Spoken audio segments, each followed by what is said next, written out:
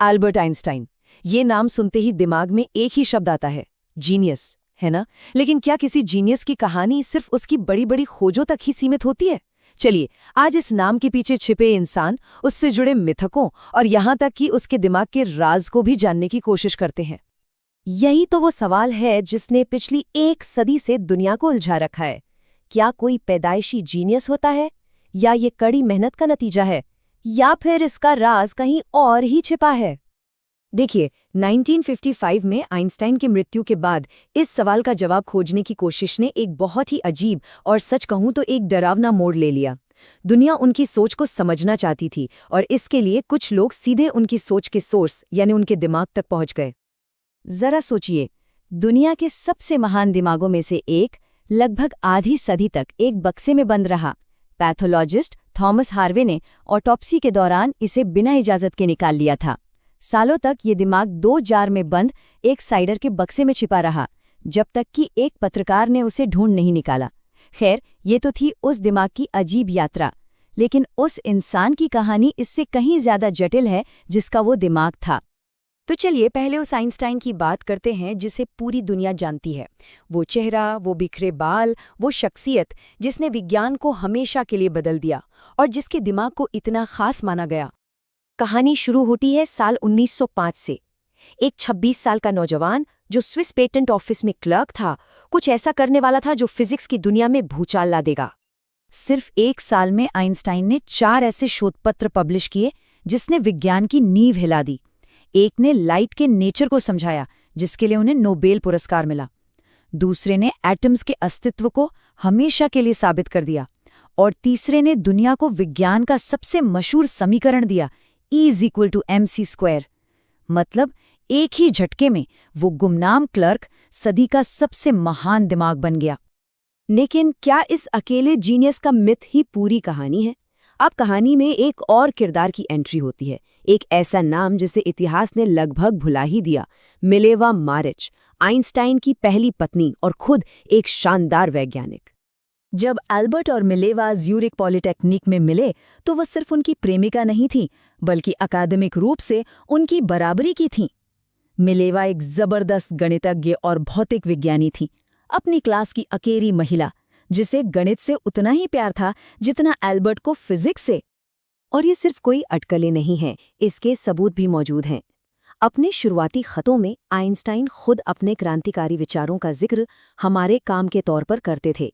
उन्होंने साफ लिखा था कि वो दोनों मिलकर इस काम को पूरा करेंगे।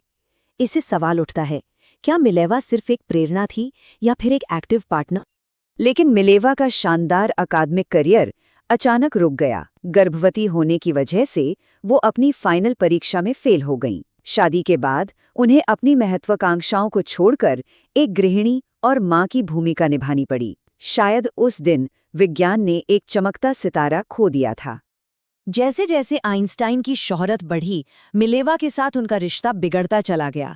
प्यार भरे खत अब क्रूर और अपमानजनक मांगों में बदल चुके थे। यहीं से हमें उस आइंस्टाइन की एक झलक मिलती है जो दुनिया की नज़रों से पूरी तरह छिपा हुआ था। ये पढ़ना भी चौंकाने वाला है। आइंस्टाइन ने मिलेवा के साथ रहने के लिए शर्तों की एक लिस्ट थमा दी। ये शर्तें किसी जीवन साथी के लिए नहीं, बल्कि एक नौकर के लिए थीं। उनसे उम्मीद की गई कि वो बिना किसी निजी रिश्ते की उम्मीद किए बस उनकी सेवा करें। ये भावनात्मक रूप से कितना क्रूर रहा होगा, इसका अंदाजा लगाना भी मुश्किल है। और ये सिर्फ घरेलू मांगों तक ही सीमित नहीं था। 1925 की एक खत में लिखी गई ये लाइन महिलाओं के प्रति उनकी गहरी, अपमानजनक और शत्रुतापूर्ण सोच को दिखाती है।